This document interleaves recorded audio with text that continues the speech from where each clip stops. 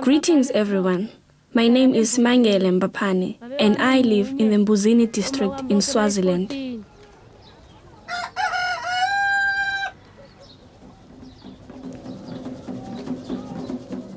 Simangele lives in the hills far from any town or city, beyond the world of computers and television. It's a world where nothing is taken for granted. There's no electricity, not even running water. Her grandfather is buried under a mud mound in the center of her home so that he can guide Simangele and her family.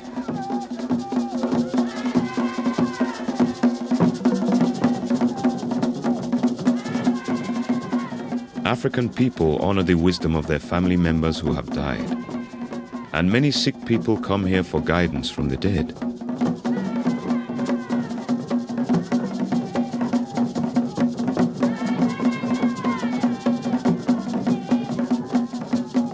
Simangele's father, Mr. Mbopane, is a healer.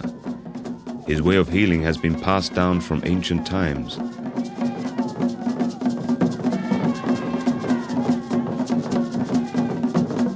In a special ceremony, the ancestors are called for help. This way of healing is used by people all over Africa, and Simangele participates fully in it. But it is only a part of her rich traditional life.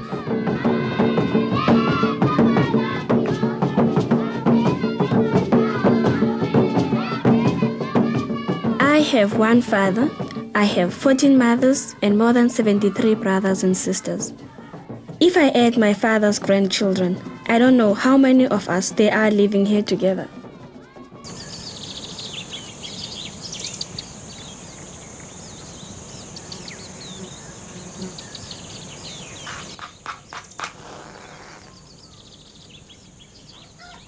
When I wake at 5 o'clock in the morning, I get dressed and begin my studies.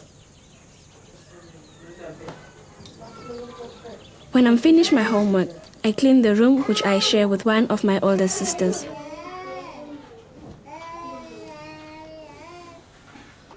My problem is the number of small brothers and sisters. As I clean my room, my little brothers and sisters come and watch me. They can be such fun, but they can also make trouble and often mess up my work. Then I have to start cleaning all over again.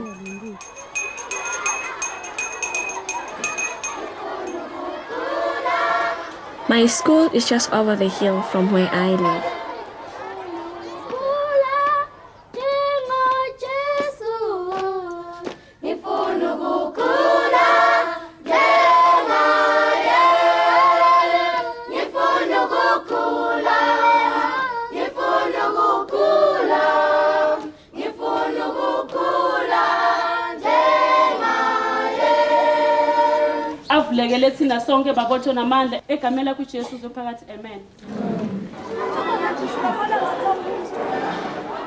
I like coming to school with so many of my brothers and sisters.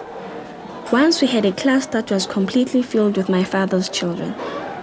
But in my class today, there are only 8 Mbapane children, including me.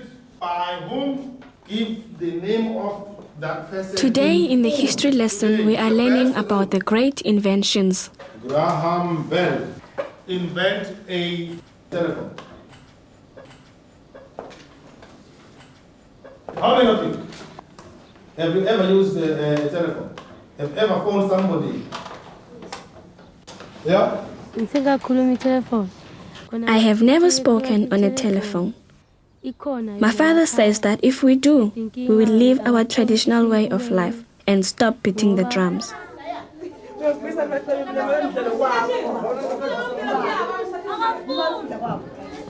My home is divided into different parts.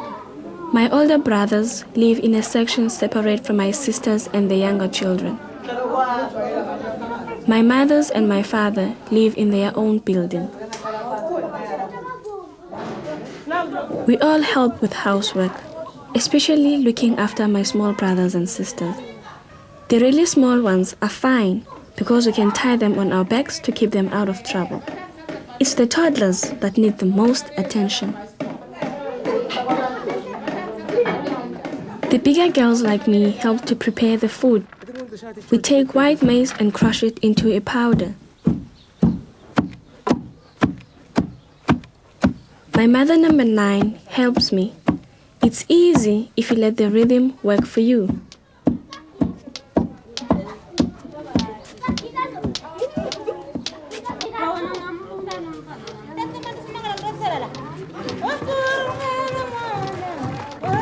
Grinding peanuts into a paste is our way of making a tasty cooking oil.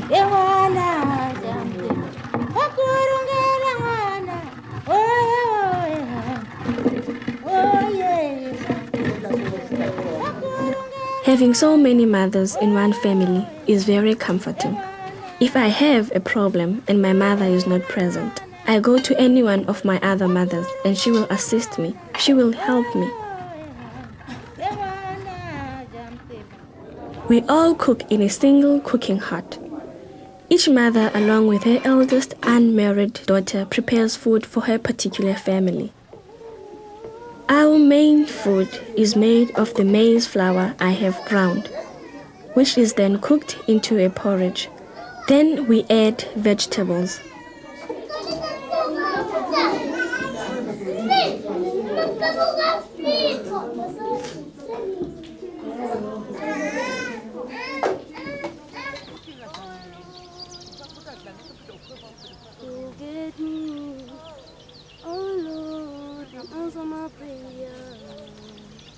This is my father's field. The vegetables we harvest here, we take home to eat.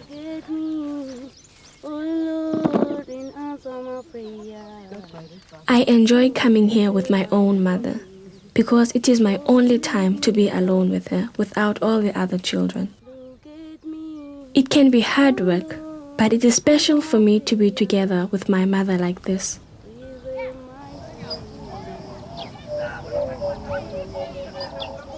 My father owns many fields and he's an important healer.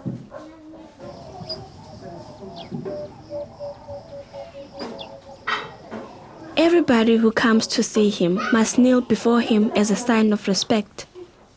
In our costume, we always kneel down when entering someone's hut and clap our hands to show respect.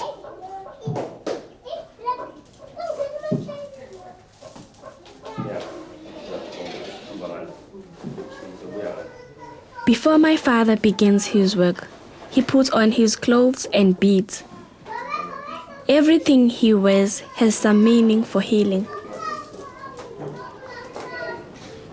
My father sometimes chooses me to help him. I like it because it means I am favored by him. I assist him to perform certain ceremonies, like after he has made little cuts in the patient, I rub the herbal powder into the cut. This is to protect the person from sickness. In the same way other people get medicine injected into them with a needle. Most medicine is taken as a herbal powder made from plants. The way the powder is accepted and taken is important if it is to work.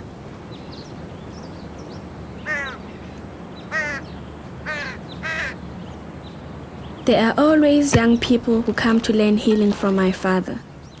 This woman will stay in our village for 2 years before she will be tested as a healer.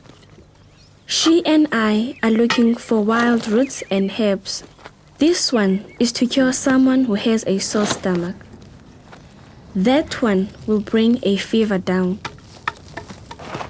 At home, Father helps us separate the plants. Then we chop them up and dry them in the sun. After that, I grind them into a very fine powder, which may be mixed with other powders as muti or medicine. If a patient has a mysterious sickness, my father throws a handful of shells, charms and bones we call amatam. The way they land tells my father the story of why the patient is sick. Then we beat the drums, which I am very good at, and one of my mothers will start to trance.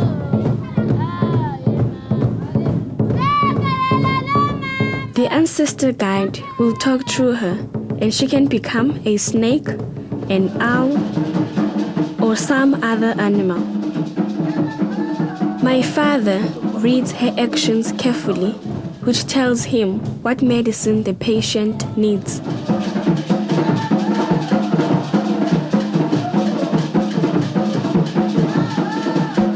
At the end of the ceremony, the ancestors thank the drummers for allowing them to speak. They are very grateful and say kind things.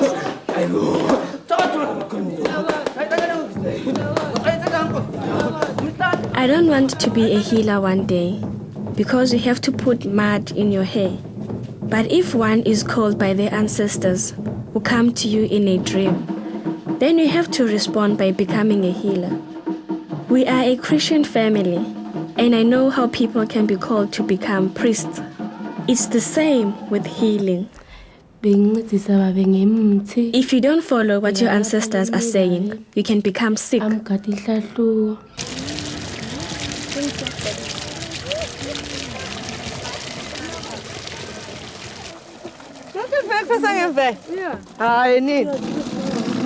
Every day we fetch water for the household. It's a long walk, but we shorten the distance by singing or gossiping amongst ourselves.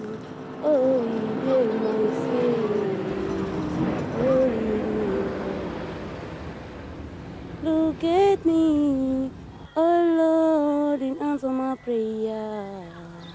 Oh, leave my sweet, oh, leave me, Lord.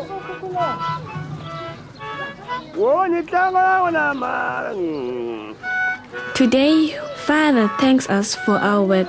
He can be funny, even though he is such an important man.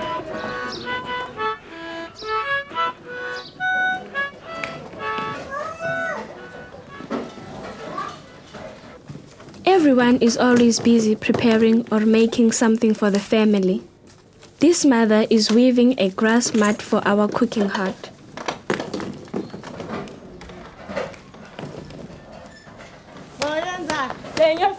Between chores, we love to skip. The skipping becomes more and more complicated and difficult as we go on. Boys can't skip.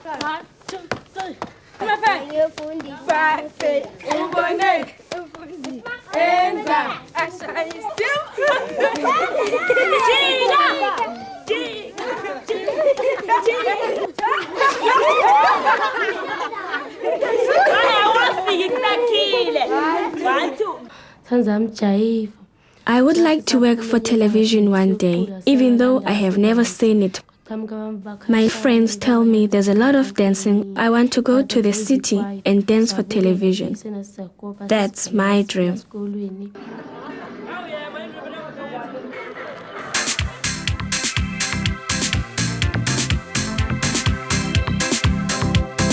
Sometimes, when we have a celebration, we put on our best clothes and dance together. I don't know where we get the steps from, but I am sure they're the latest style.